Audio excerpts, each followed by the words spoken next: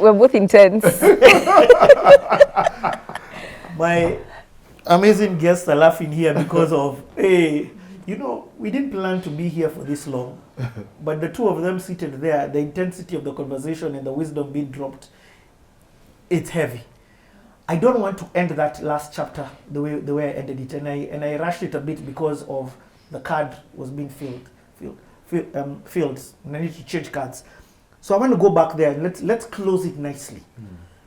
There's something that you said, and there's first and foremost, investing and risk go hand in hand, because nobody knows the future. Yeah. And also, this thing I hear Rina saying it a lot, and also you, Pius, this guarantee thing that we have. There's no way you can enter this investing thing unless you change your mindset and understand risk is part of this. Guarantee is actually a red flag. If I hear you, Rina, say the word guarantee, can I? Please run. Huh? Run away. Okay, no, forget Rina. If I hear Faida Investment Bank saying guarantee, Run. Run. Yes. If I hear Nabo Capital saying guarantee, In fact, you'll never hear it. We don't ever use those words. We're professionals, first of all. And our professional ethical standards and code of conduct does not allow us to use that word. Yeah. We can't use it. The only one who can use the word guarantee is a prophet. and even though there's some shoddy ones. And I am not a prophet. Neither is Rina. Okay, Pius, then how would you close this session? So we have agreed. There will be no world of investment without risk.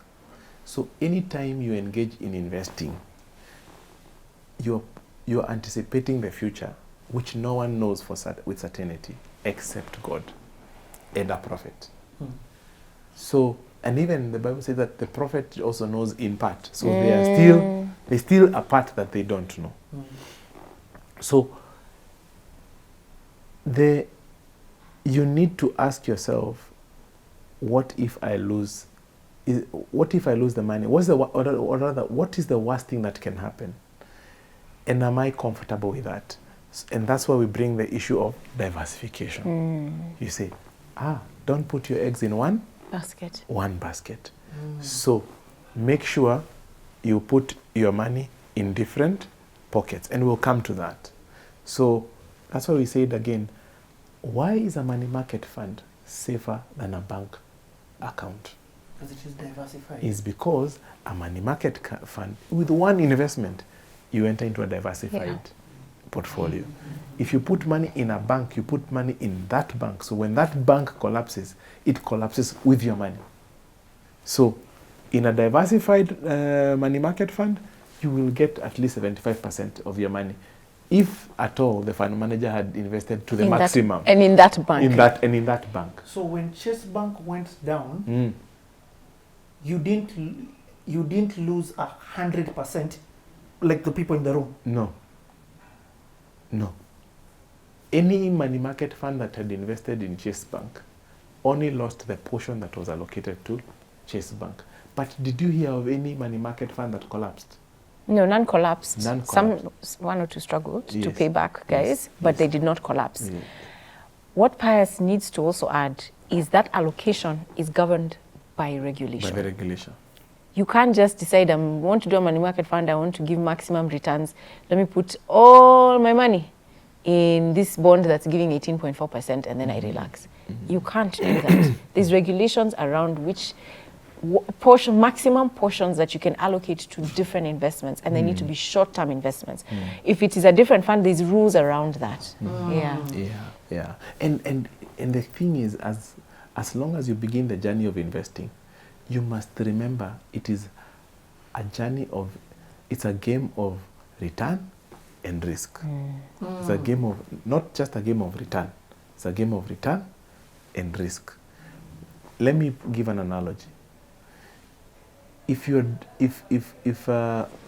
are driving to Mombasa and we need to be there in the next 3 hours, we need to drive at maximum speed. With some cars, it's actually possible.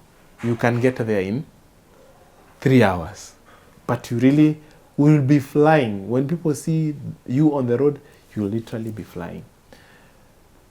Now, that's a fantastic thing. But the downside of it is if you hit a pothole, Go on. it is over.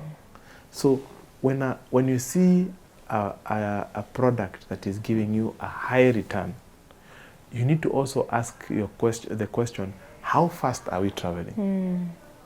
And that's the question that I have found many people don't ask. You get? Chase Bank was offering the best returns, the best deposit rates in the market. Almost the best. There was another one that was a little higher. But yes, you're right. But it was there, Yeah. isn't it? Eh? And there, check, anything that has collapsed in this market was offering almost the best returns in the market. That's a clear thing. It doesn't mean that it cannot happen. You cannot offer the best returns and be safe. I'm just saying one common characteristic amongst Ponzi schemes and other products that have caused so much grievances is around the return and their consistent. Consistently high. Yeah. Now, let me put it this way. If today I'm looking for an investment professional to work in my investment team, one of the questions I ask during the interview is, have you lost money? If you've never lost money, you do not qualify to work in our team. You're not a risk taker. Not even that. You don't have experience. Because there is no billionaire who's never lost money. There is no person who has succeeded in the world of investment and has never lost money. We all have our scars and our badges here. But those scars and badges did not kill us. They made us better. And so what did I learn with the collapse of Chase Bank? I learned one thing. When I engaged all the other billionaires who had lost money, that their joy did not come from the money that they had invested, but their joy came from the systems that they had put in place of creating wealth, that even though $1 billion or so was locked in Chase Bank, there was still more cash flow coming. And even if that was the last one, the system, they were so sure about the system that if they apply the same principles, which we are discussing here today, you will still bounce back and make the same money, if not more. In fact, if you look at anybody who has lost money and is a real investor, they tend to succeed far much more than when they lost their money. So what makes money for you is not the money that you invest, it is the systems and the fundamental principles, the pay yourself first and making sure that your money is managed by professionals. It is those things that really assure us of making money. So put your confidence not in the money. Not in the money. But in the system that you have put. Because if your system is tight, even when we lost money in Chase Bank, we went back to the system. How did this thing pass through our system? How did it filter through our system? And we tightened our system. We tightened our system. Say, this mistake it's not going to happen or again. This lesson, we'll never learn it again. So I thought it is important that we mention that. So there are two ways you can lose money. You put money behind people who cannot be trusted with money, and you lose money because of factors that are beyond the control of even experts. Like COVID, Natural disasters. Natural calamities. Those things will always be at play. Economy, you said economy, those things will always at play. You can lose money because of those things. Now, we as investment professionals, we are comfortable with the risk of those things because we've been trained to manage money in all those seasons. But the basic thing that we should make sure all the people who are listening to us are very keen is to make sure you entrust your money with people who can be trusted with your money. Pius, I wanted to add on and say, you give an analogy of, let's say you are to get to Mombasa in 3 hours. Yes. A rally driver, that is their job. Yes. Do you get what I mean? Yes. A rally driver will get there. You trying to keep up with the rally, because they have the car. For that particular time, the road and the clearance has been done for that. Remember we saw the rally. Conditions are right. Conditions are right for that. Yes. So a rally driver getting to Mombasa in 6 hours, there's a problem. They're driving too slow. Yep. So within the money world, I can't compete with you. No. You're the rally driver of this thing. Yeah. You know how to, when the rain comes, like right now it was raining, you know how to Maneuver. We know how to maneuver maneuver. that. Yeah. You are geared to doing that. Yeah. You understand the system of doing that. And that's where the value of the expert comes in. Not in normal conditions. It is in the, when things go crazy that you see, wow, I'm so glad I'm with Rina. I'm so glad because Rina saw it coming. I remember the global financial crisis. 2008. 2008. 2007, 2008. We had just done our budgets in April. And in the month of May, I sat down with my team and we were looking at the global flow of funds and we noticed a pattern. Money was leaving. I remember we saw it in America, we saw it in Europe, and then we saw it in Nigeria. And the moment we saw it in Nigeria, we knew it was coming here. We sold everything that we were having in our portfolio.